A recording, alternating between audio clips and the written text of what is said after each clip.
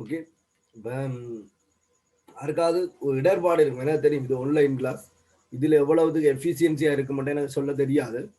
இது ஒரு சிலர்கிட்ட வேண்டுகோளுக்கு நாங்கள் இந்த கிளாஸ் ஃப்ளோ பண்ணி கொண்டு இருக்கிறேன், சரிதானே? அப்போ அந்த ஒரு சிலர் ஓகே கண்டினியூஸாக இது தொடரும், அவர்களுக்காண்டி தான் இது ஆரம்பிக்கப்பட்டது. நீங்கள் எழும்புற நேரத்துக்கு ஜாயின் பண்ணலாம், எழும்பலைன்னா படுத்து நித்திர கொள்ளலாம்னு சொல்லி நினைக்காதீங்க. ஆனால் தவறுதெல்லாம் உங்களால் ஜாயின் பண்ண முடியலைன்னு சொன்னால் நீங்கள் அந்த டேட்டையும் எத்தனையாவது பாட்டுன்னு நீங்கள் என்ன சொன்னீங்கன்னு சொன்னால், இந்த டேட்டில் நீங்கள் ஜாயின் பண்ணலைன்னு சொன்னால் அதை திருப்பி பார்க்கக்கூடிய ஒரு ஏற்பாட்டை செய்து தருவேன்.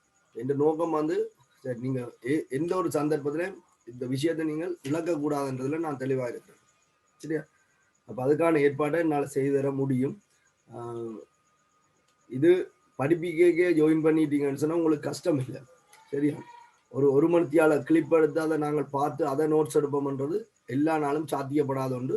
ஆகவே கிளாஸ் நடக்கிற நேரம் ஜாயின் பண்ணுறது தான் பெட்டர்.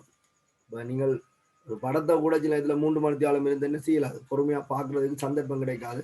இது படம் இல்லை, இது பாடம். ஆகவே கட்டாயம் என்ன செய்யும், போராக தான் இருக்கும். அப்போ தெரிஞ்சோ தெரியாமலோ இந்த டைமில் இருந்தீங்கன்னு சொன்னால் ஏதோ சொல்கிறத கேட்கலாம், சரியா? அப்போ நீங்கள் அதுக்கேற்ற மாதிரி அப்படி யாருக்காவது உண்மையில எனக்கு டைம் பொறுத்த பாடு இல்லை கஷ்டம்னு சொன்னால் எனக்கு இன்ஃபார்ம் பண்ணினீங்கன்னு சொன்னால் நான் ஏதாவது ஒரு மாற்று ஏற்பாடை மற்றவர்களுக்கும் செய்து கொள்வேன், உங்களுக்கும் செய்து கொள்வேன், சரி? அப்போ இனி நான் வந்து அநேகமான சந்தர்ப்பத்தில் இந்த டைமை வந்து மாற்ற சான்ஸ் இல்லை, சரி? டைம் மாறாது, இந்த டைம் தான். உங்களோட டைமை நீங்கள் என்ன தெளிவுபடுத்தினீங்கன்னு சொன்னால் நான் ஒன்றில் இதை தொடருவேன், இல்லைன்னா நீ பாடுவேன், சரி?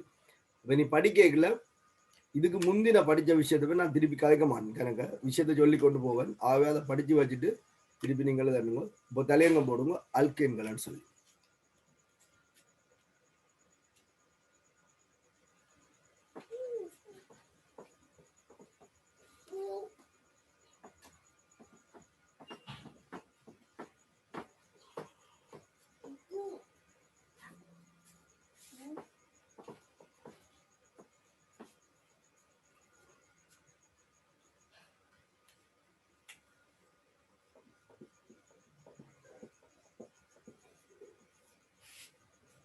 ஆல்கேன் ஏற்கனவே நாங்கள் இதை பற்றி காய்ச்சிருக்கோம். இது ஒரு ஐதரோ கார்பன், கார்பனையும் ஐதரசனையும் மட்டும் கொண்டது.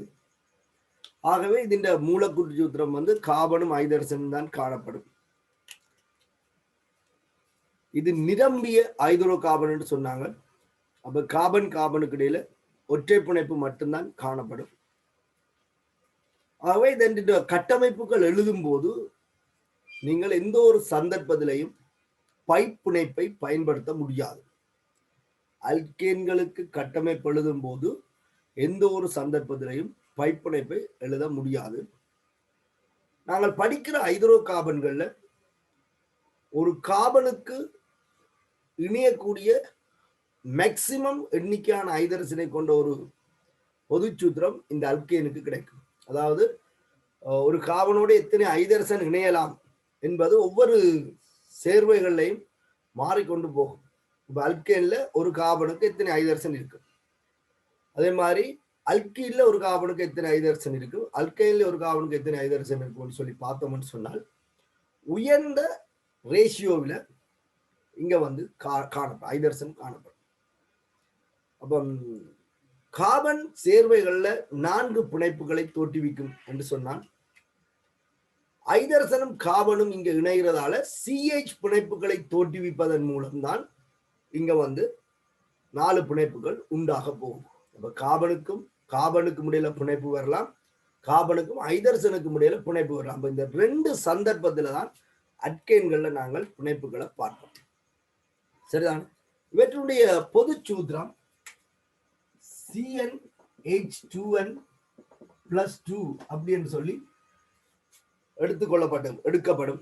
அப்படிதான் இந்த அணுக்கள் காணப்படும். கார்பன் எண்ணிக்கைக்கும் ஐதரசன் எண்ணிக்கைக்கும் இடையிலான தொடர்பு இவ்வாறு அல்கேன்கள்ல காணப்படும். அப்போ ஒரு கார்பன்ல இணையக்கூடிய ஐதரசன் எண்ணிக்கைன்னு பாத்தீங்கன்னு சொன்னால் N=1 என்றால் இதுக்கு 1, 2, 2, 4. ஒரு கார்பன்ல 4 ஐதரசன் வந்து இணை. அப்ப நீங்க உடனே யோசிக்க கூடாது 2 கார்பனுக்கு 8 ஐதரசன் சொல்லி. என்றால் 2 கார்பன் வந்தால் கார்பன் கார்பன் பிணைப்பும் வரும். அப்ப 2 போட்டீங்கன்னு சொன்னால் 4 2 6. அப்ப 2 கார்பனோட எத்தனை ஐதரசன் இணையும்னு சொன்னால் 6 கார்பன் தான் இணையும். அதுக்கேற்ற மாதிரி தான் இந்த விதிக்கும். அப்ப ஒரு கார்பனோட மேக்சிமம் இணைந்த ஐதரசன் யாருக்கு இருக்கும்னு சொன்னால் ஒரு கார்பனை கொண்ட அல்கேனு தான் இருக்கும்.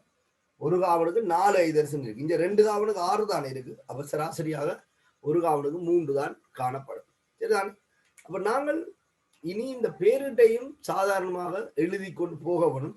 இதனால் இந்த பேரிட்டின் விதிகளை பற்றியோ அல்லது பேரிட்டின் ரூல்ஸ்களை பற்றியோ கண்ணோடி கதைச்சு கொண்டு போக மாட்டேன். கட்டமைப்பை போட்டால் நீங்கள் பேரிட எழுத வேணும். இப்ப இலகுவான பேரிடுகள் இருக்கிறதால் நீங்கள் எழுதி கொள்ளலாம். வரணும் அல்கேன்களுக்கு CnH2n+2 என்று சொல்லப்படுகிற ஒரு பொது சூத்திரம் அமையும். இந்த எண் சமன் 1 என்று இருந்தால் எங்களுக்கு CH4 என அமையும். கார்பனும் 4 ஐதரசனும் காணப்படும். இது இனிமேல் நீங்கள் இப்படி எழுதினால் விளங்கிக் கொள்ளவும். கட்டமைப்பில் காட்டுவதாக இருந்தால்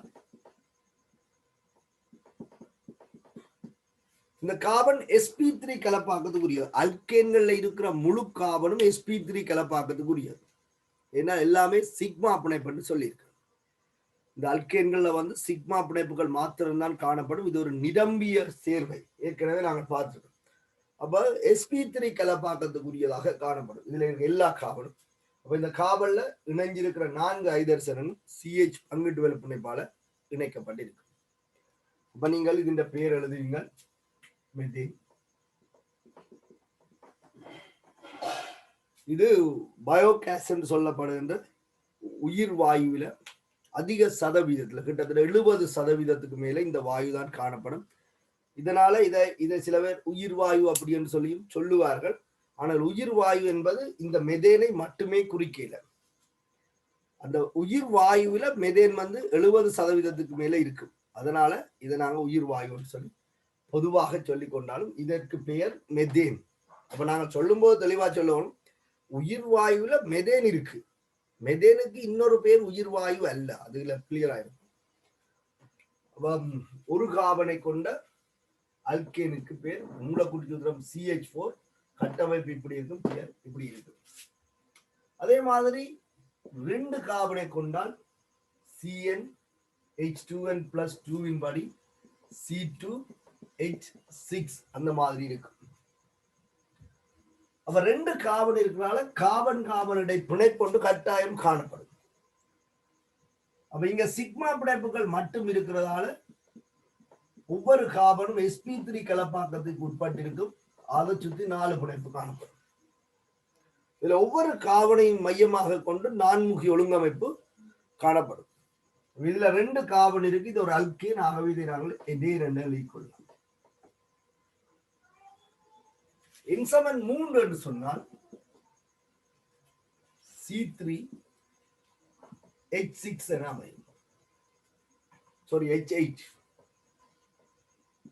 C3H8 இது ஒரு அல்கேன். ஆகவே கார்பன் கார்பன் பிணைப்பு தான் காணப்படும். 3 கார்பன் இருக்கிறதால CCC பிணைப்பு இருக்கும். ஹைட்ரோ கார்பன் என்பதால இனி ஐதரசன் தான் காணப்படும். இது ஒரு நிரம்பிய சேர்வை. ஆகவே 4 சிக்மா பிணைப்புகள் எடுக்கக்கூடியவாறு நீங்கள் ஐதரசனை கொடுத்தீங்கன்னா போதுமானது. உங்களுக்கு 8 ஐதரசன். ஒவ்வொரு கார்பனையும் அடிப்படையாக கொண்டு 4 சிக்மா பிணைப்புகள் இருக்கும். கார்பனுக்கு 5 சிக்மா பிணைப்பு வராது. காரணம் 10 இலத்திரன்கள் அந்த வலுவள ஓட்டுல நிலை கொள்ள முடியாது.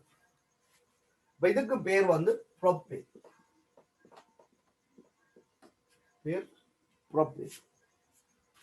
என்சமன் 4 என்று சொன்னால் C4H10 என இந்த ஹைட்ரோ கார்பன் மூலக்கூட்டு சூத்திரம் அமையும். அப்ப நாங்கள் கார்பன் கார்பன் பிணைப்பு இருக்கு. ஹைட்ரோ கார்பன்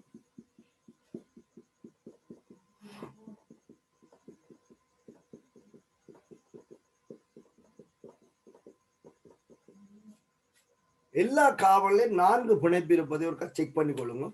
நீங்கள் கட்டமைப்புகள் கீறும் போது 4 பிணைப்புகள் வருவதை உறுதிப்படுத்திக் கொள்ள வேண்டும். 10 ஹைதரசன் வரும். இதுல 6, இதுல 3 3 6, இதுல 4 10. சரியா? அப்ப இதுக்கு என்ன பேர் வைக்கலாம்? பியூட்டேன்.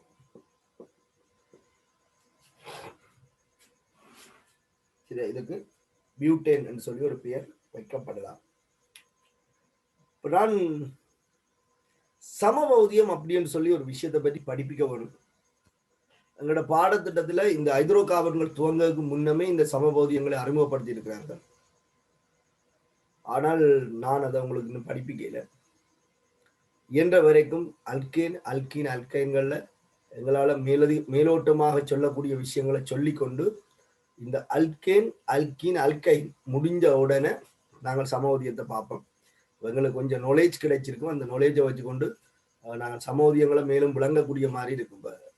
பேரீடு, பொறிமுறை வகைகள், இந்த பிளவுகள் எல்லாமே இதோடு சம்பந்தப்பட்டில்லை. சமபௌதியம் கட்டமைப்பு எழுதுறதோட சம்பந்தப்பட்ட எடுத்தோடனே அதை எழுத எங்களால் கொஞ்சம் அசௌகரியமாக இருக்கும். அதனால நான் இந்த 3 யூனிட்டை முடிச்சு கொண்டு 3 பகுதியை முடிப்பேன். அல்கேன் அல்கீன் அல்கைன் முடிச்சு கொண்டு சமபௌதியத்தை பற்றி பார்ப்போம். இதுல பாத்தீங்கன்னு சொன்னால் 4 கார்பன் இப்படி இருக்கு. இதை சொல்றது நியூட்ரல் சங்கிலி கட்டமைப்புன்னு சொல்றது. நியூட்ரல் சங்கிலி கட்டமைப்புனா இதுல கிளைகள் எதுவும் இல்லை. கார்பனை பாத்தீங்கன்னு சொன்னால் அப்படியே ஸ்ட்ரைட்டா காணப்படுது. நியூட்ரல் சங்கிலி கட்டமைப்பு. இது ஒரே ஒரு கார்பன் இருக்கு. இதுல என்ன கார்பன் பிரதியிட்ட கொண்டு வர சாத்தியப்படாது. இதுல 2 கார்பன் இருக்கு. எந்த பக்கத்தால விட்டாலும் இது ஒரு முனை, இது இன்னொரு முனை. இதுல 3 கார்பன் இருக்கு. இது ஒரு முனை, இது ஒரு முனை. அப்ப நியூட்ரல் சங்கிலி கட்டமைப்பு தான் அமைக்கும். இதுல 4 கார்பன் இருக்கு. அதனால இந்த C4H10 அதாவது 4 கார்பனையும் 10 ஹைதரசனையும் கொண்டு இவ்வாறு ஒரு கட்டமைப்பை எழுத முடியும். அதே போல இதைவிட வேறுபட்ட ஒரு கட்டமைப்பையும் எங்களால எழுத முடியும். நாங்கள் அதுலதான் சமபௌதியங்கள்னு சொல்லுவோம். இப்ப நான் இந்த ஹைட்ரோ கார்பன்ல கொஞ்சம் சொல்லிட்டு சமபௌதியத்தை பற்றி படிப்போம். இந்த கட்டமைப்புல இருந்து கொஞ்சம் வேறுபட்ட இதே கார்பனையும் இதே ஹைதரசனையும் கொண்ட இன்னொரு கட்டமைப்பு எங்களால வரைய முடிஞ்சால் அதற்கு பேர் சமபௌதியம் சொல்லுவோம். நாங்கள் சமபௌதியத்தை பற்றி நீங்க இப்ப கவலைப்படாது. இதுல 4 கார்பனுமே ஒரே நேர்ல இருக்கு. ஆனால் இந்த ஒரு பிணைப்பை உடைச்சு இவரை மெதைலாக எடுக்கலாம். பாத்தீங்கல்ல, அட்கேனில் ஒரு ஹைதரசன் குறைந்த கூட்டத்துக்கு தான் பேர் மெதைல். இதுல இந்த ஒரு பிணைப்பை உடைச்சு மெதைலாக எடுத்து இதுல இருக்கிற ஒரு ஆளை உடைச்சு இவரையும் இணைச்சு விடலாம்.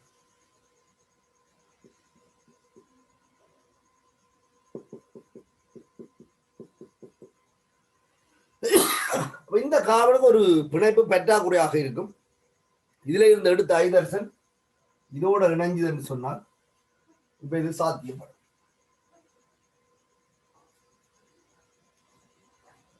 சரியா? பாருங்க, நீங்க முதல் கீர்னது இது. தாய்ச்சங்கிலியில 4 கார்பன் இருக்கு. ஏன்னா முனையில இருந்து இலக்கம் 1 2 3 4. அதனால இதுக்கு நீங்க வச்சது பியூட்டேன்.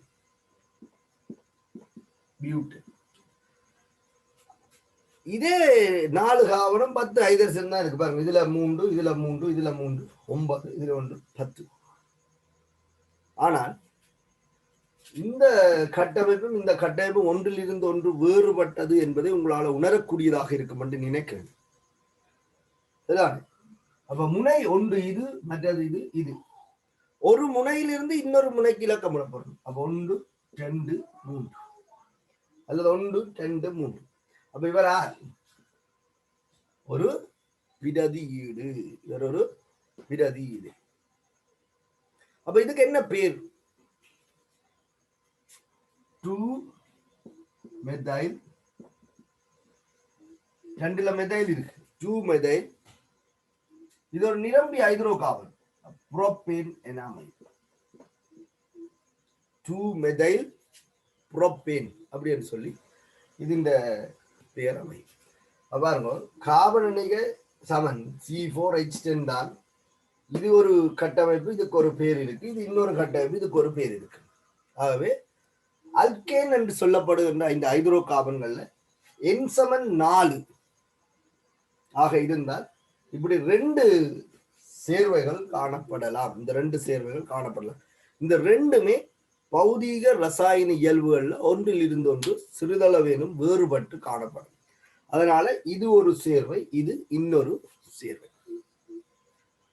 இப்படி ஒரே மூலக்கூட்டு சூத்திரத்திற்கு வேறுபட்ட சேர்வைகள் காணப்பட்டால் அதைத்தான் நாங்கள் சமபௌதியம் அப்படி என்று சொல்லி வச்சுக்கொள்வோம். சரிதா? ஒரு மூலக்கூட்டு சூத்திரத்துக்கு ஒன்றுக்கும் மேற்பட்ட சேர்வைகள் காணப்படுமாயின் சமபௌதியம் என்று சொல்லிக்கொள்வோம். சரிதான்? எங்களுடைய சொல்லுவாங்க மோதவும் கொழுக்கட்டையும் ஒன்று சொல்லி. மோதவும் கொழுக்கட்டையும் ஒன்று சொல்ற அர்த்தம் என்ன? ரெண்டும் ஒன்றாலதான் ஆக்கப்பட்டிருக்கு.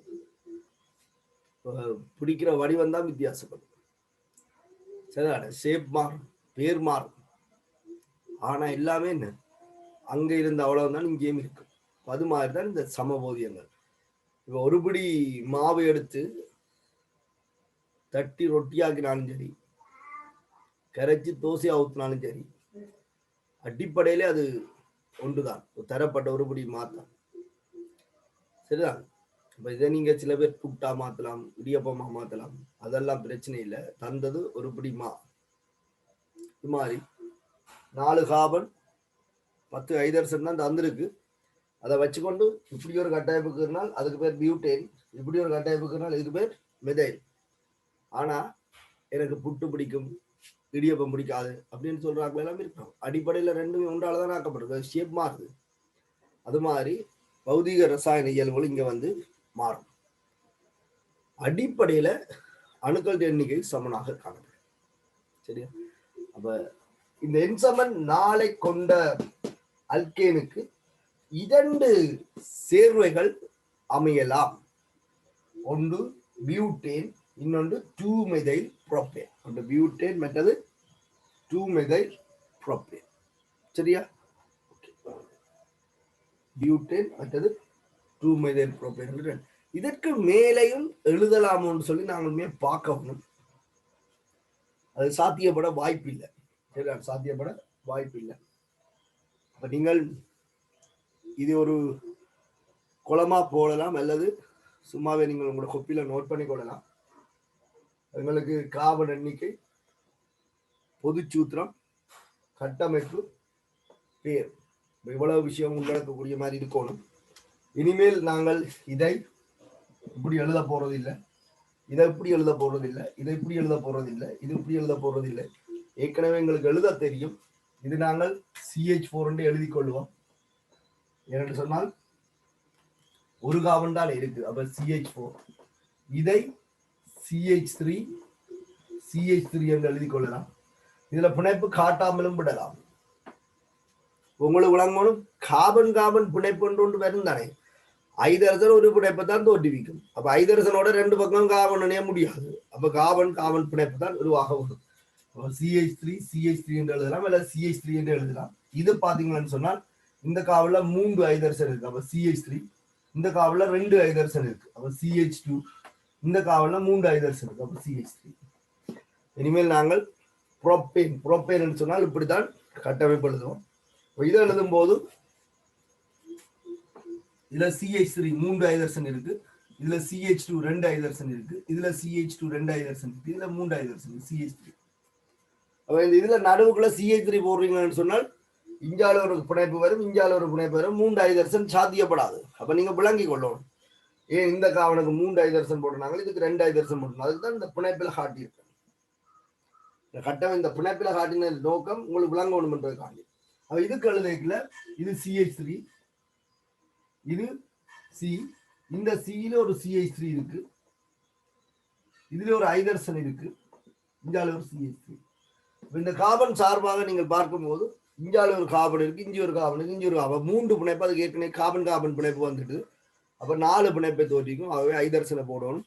நீங்கள் கட்டமைப்புல எண்ணி பார்க்கணும், பிணைப்புகளை எண்ணி பார்க்கணும், ஐதரசனை எண்ணி பார்க்கணும், எல்லாம் சரியா இருக்குன்னு சொல்லி. இல்லைன்னு சொன்னால் சில நேரத்தில் உங்களுக்கு குழப்பம் வரும். சரி? அப்புறம் அதுக்கு எழுதி கொள்ளுங்க.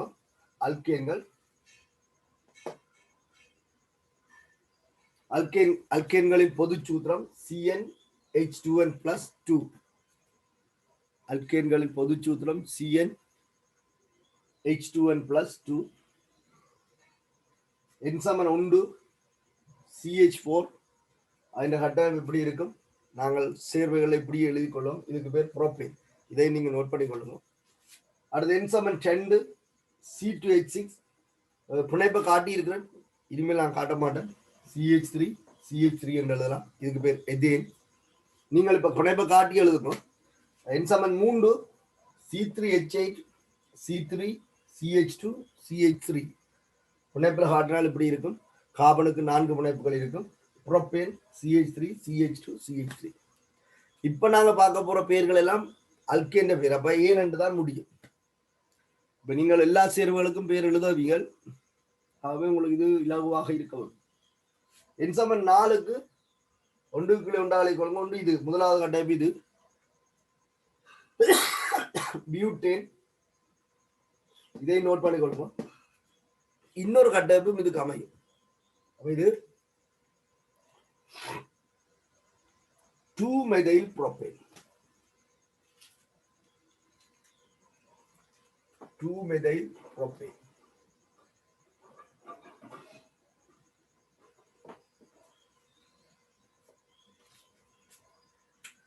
അപ്പം N சமன் 5க்கு C5H12. எப்போதும் முதல்ல நீங்கள் நியூட்ரல் சங்கிலி கட்டமைப்பு எழுதுங்க. அது உங்களுக்கு சுகம். ஹைட்ரோ கார்பனுக்கு எழுத வேண்டாம். நியூட்ரல் சங்கிலி கட்டமைப்பு.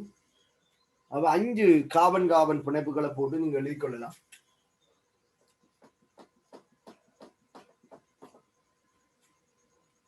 கார்பன் எப்போதும் 4 பிணைப்புகளை தோற்றுவிக்கும். அப்ப ஐதரசனோட இணைஞ்சு கொள்ளும். இந்த ஐதரசனும் கார்பனும் மட்டும் இருக்கிறதால கார்பனுக்கு தேவையான 4 பிணைப்புகளையும் ஐதரசனோட நாங்கள் குறிப்பிட்டுக் கொள்ளலாம்.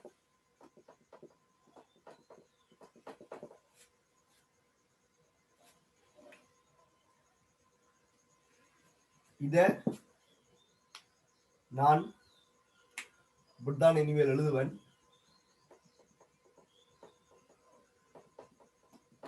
அப்படியே இந்த கட்டமைப்புகளை பார்த்து எழுதி கொள்ளுங்க. அப்பதான் உங்களுக்கு விளங்கும் ஏன் இது CH3 என்று வந்தது. இந்த காவல்ல 3 ஐதரசன் இருக்கு. ஏன் இந்த பக்கம் போடணும் கேட்கக்கூடாது. இப்படித்தான் பொதுவாக எழுதுறது. நீங்க இந்த பக்கம் போட்டா பிழை இல்லை. இப்ப CC பிணைப்பு இருக்கு. இந்தியாவில ஒரு CC பிணைப்பு இருக்கு. அப்ப இந்த காவலுக்கு 2 ஐதரசன் போதும் 4 பிணைப்பை தோற்றிருக்கிறது. இதுக்கும் அப்படி இந்தியாவில ஒரு CC பிணைப்பு இருக்கு. இந்தியாவில ஒரு CC பிணைப்பு 2 ஐதரசன்.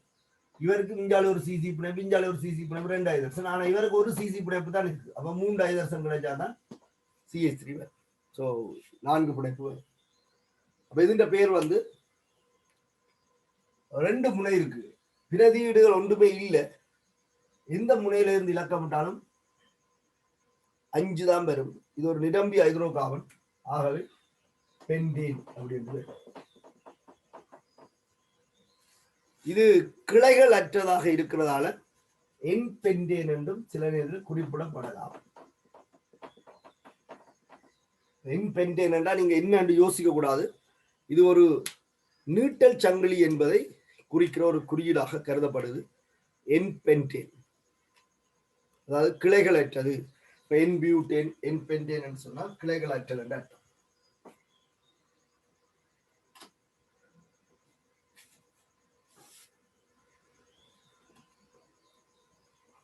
கவனிங்க. இப்ப நாங்கள் இந்த N சமன் 4க்கு 2 கட்டமைப்பு அமையும் என்பதை போல N சமன் 5க்கும் எத்தனை கட்டமைப்புகள் எழுதலாம்னு சொல்லி பார்க்க வேணும். நீங்கள் IUPAC விதிப்படி பேர் எழுதி பார்த்தால் உங்களுக்கு தெரியும் வேறுபட்ட பேர் கிடைக்கும். சில நேரத்தில் கட்டமைப்பு ஒரே மாதிரி தோன்றும். இப்ப சில பேர் இதை என்ன செய்யணும்னு சொன்னால் இப்படி எழுதுங்க, இப்படி எழுதுங்க.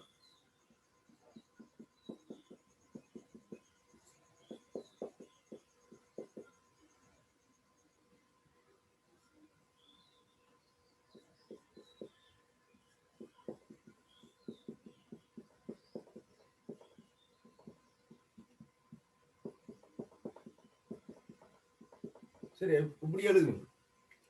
எழுதி போட்டு 1 2 போடுங்க. 1 2 3 4 1-methyl என்று எழுது. தாய்ச்சங்கிலியில் 4 ஆகணும். அப்ப பியூட்டேன் என்று எழுது. இதை பற்றி என்ன நினைக்கிறீங்க? சாத்தியப்படுமா? இந்த கட்டமைப்புக்கு எத்தனை முனை இருக்கு? இதுவா முனை? இது முனையா? இல்லை. ஏன் இந்த காவல்ல இருந்து இன்னொரு காவன் இஞ்சால வருது, இன்னொரு காவன் அங்கால போகுது. அப்ப இது முனை இல்லை. அப்ப இந்த கட்டமைப்பு இந்த கட்டமைப்பு ஒன்று இலக்கம் விட்டீங்கன்னா 2 முனைதான் இருக்கு. ஒன்று இது, இன்னொன்று இது.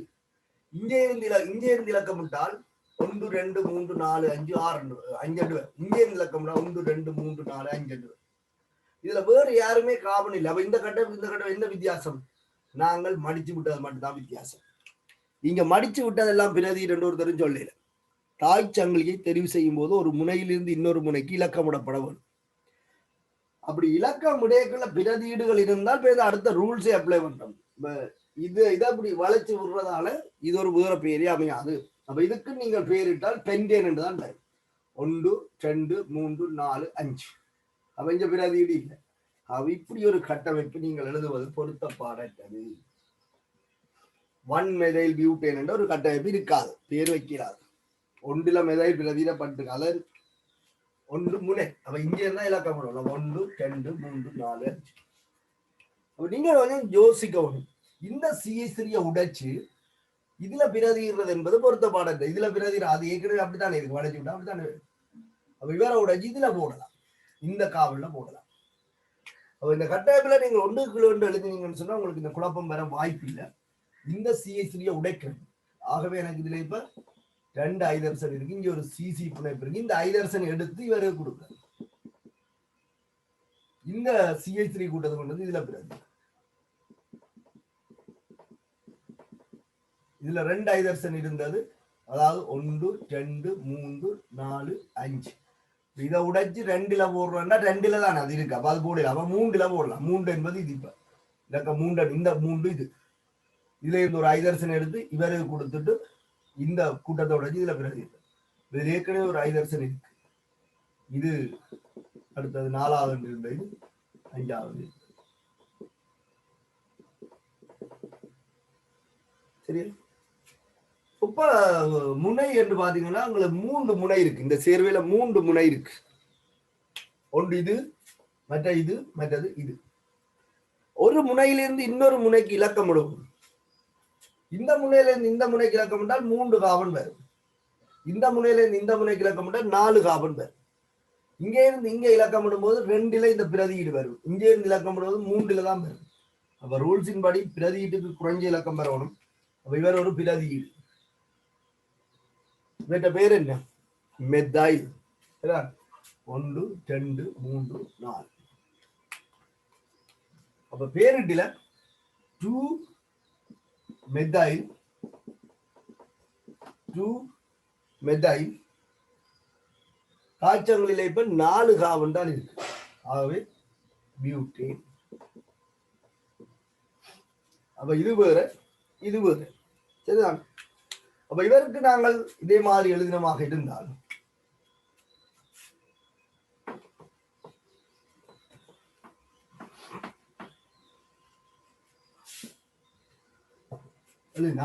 இது CH3. இதுல ஒரு C பிணைப்பு இருக்கு. அப்ப இதுல ஒரு CH3, இதுல ஒரு ஐதர்சன் இருக்கு. அதை நாங்கள் இப்படி காட்டலாம், பக்கத்துல காட்டலாம்.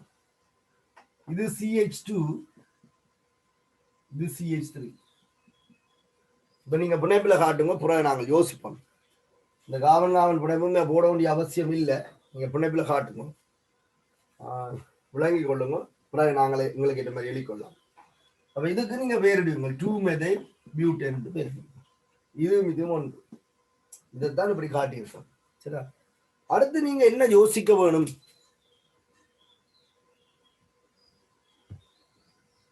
அடுத்து நீங்க என்ன யோசிக்க வேணும் என்றால், இந்த CH3 இந்த காவல்ல பிரதிட்டா என்ன அப்படின்னு யோசிக்கணும். பிரதிடவும் இப்ப இதை உடைச்சு 3ல பிரதிட்டம் தானே, 4வது காவல்ல பிரதிட்டா என்ன அப்படின்னு யோசிக்கணும்.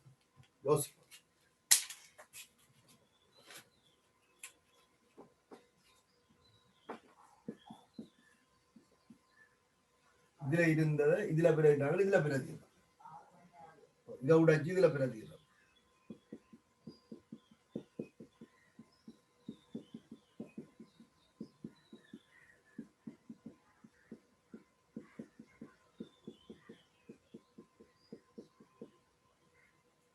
சரியா? இப்ப நீங்கள் என்ன செய்யணும்? உங்களை பொறுத்தவரையில நீங்கள் வித்தியாசமாக கீறணும் முயற்சிக்கிறீர்கள். சரியா? வித்தியாசமாக கீறணும் முயற்சிக்கிறீர்கள். ஆனா உண்மையிலேயே அது வித்தியாசமானதானா என்பது எப்ப தெரியும் என்று சொன்னால் பேரிட்டில தான் தெரியும். உண்மையில இது எப்ப ஒன்றிலிருந்து ஒன்று வித்தியாசப்படுறது எப்ப தெரியும்னா பெயர் வச்சாதான் தெரியும்.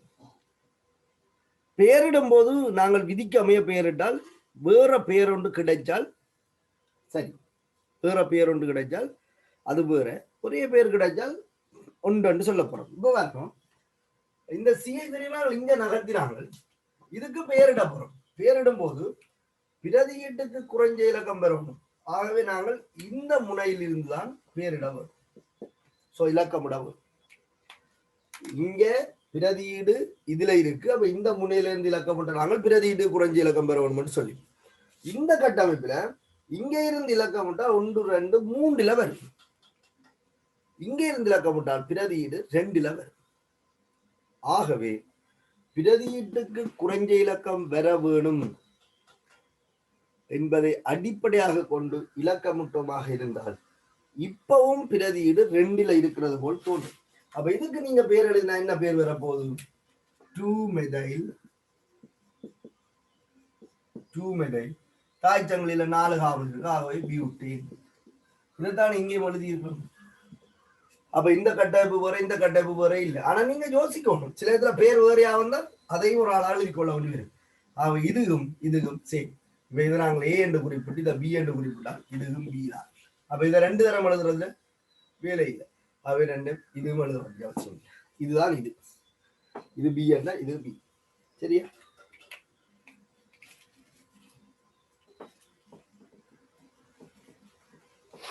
இப்படி நீங்க எழுதி பார்க்கணும், எழுதி பார்த்து பேரிடணும். அதுக்கு தான் நான் திருப்பி இவ்வளவு காலம் எனக்கு இந்த பேரிட்டு ரூல்ஸ்ல பெரிய கதைச்சுனா எனக்கு இந்த பாடத்தின் முழு பகுதியும் ஓரளவு தெரியும் என்றதால இனி வரப்போற இடங்கள் எங்களுக்கு என்னென்ன பிரச்சனை வரும் என்பதை பார்த்து தான் நான் இந்த பாடம் முன்னுக்கு போய்கொண்டிருந்தது. இப்ப நீங்க அதுகளை கிளியர் பண்ணிக்கொள்ளும். சரி, அவங்களுக்கு இப்படி ஒரு கட்டமைப்பு இருக்கு, இப்படி ஒரு கட்டமைப்பு இருக்கு. சரி, நாங்க இன்னொன்று எழுத முயற்சிச்சோம், அது ஏற்கனவே எழுதினதை போல வருது. அப்ப அதை நாங்கள் தவிர்த்துட்டோம். சரி, இந்த 2ஐயும் தாண்டி 3ஆவதாக வேறு ஏதாவது எழுத முடியுமான்னு நாங்கள் செக் பண்ணி பார்க்கணும். இந்த கட்டமைப்புல பாருங்க, இதுல ஒரு ஐதர்சன் இருக்கு, இங்க ஒரு CH3 இருக்கு. இந்த CH3ஐ உடைச்சு இதுல பிரதியிட்டால் நாங்கள் கீறின கட்டமைப்புல இருந்து வேறுபட்ட இன்னொருவர் வருவார். இந்த கட்டமைப்பை உடைச்சு இதுல பிரதியிடும்.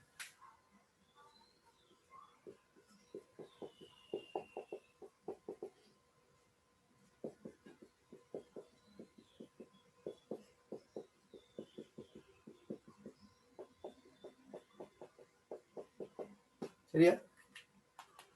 இதை நீங்க பாத்தீங்கன்னு சொன்னால் CH3 C, இதுல ஒரு CH3, இதுல ஒரு CH3, இதுல ஒரு CH3. சரி, இதுல எத்தனை முனை இருக்கு? 4 முனை இருக்கு. இதொரு முனை, இதொரு முனை, இதொரு முனை, இதொரு முனை.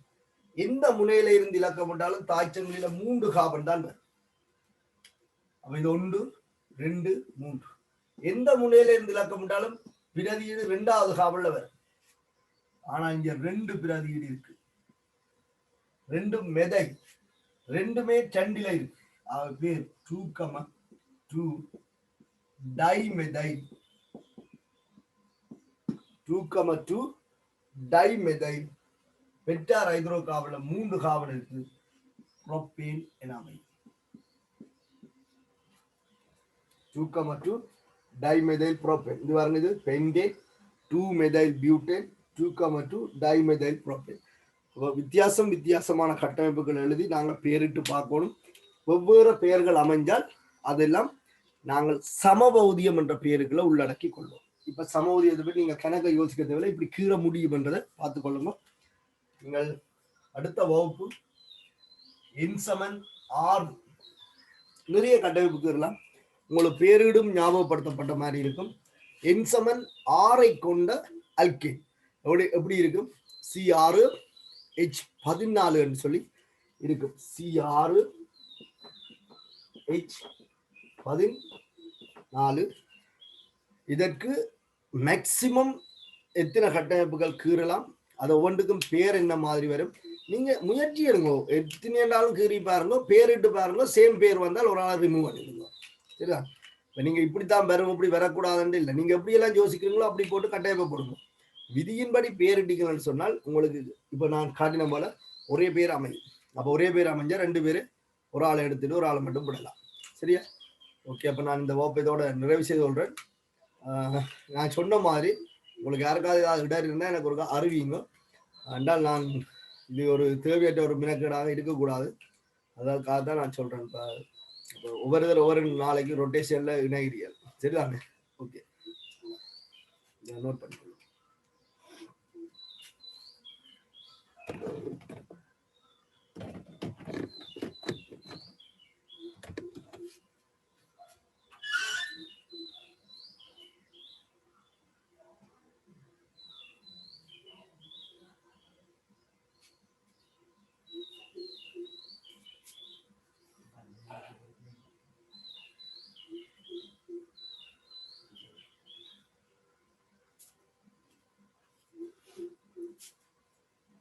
சரியா?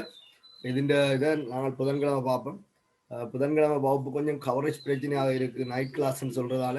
அப்படி யாருக்காவது சிக்கலாக இருந்தால் எனக்கு இன்ஃபார்ம் பண்ணுங்க, நான் அதில் கிளிப் போட்டு விடுவேன். ஆனால் அது வளமையான நேரத்துக்கு நடக்கும். சரி.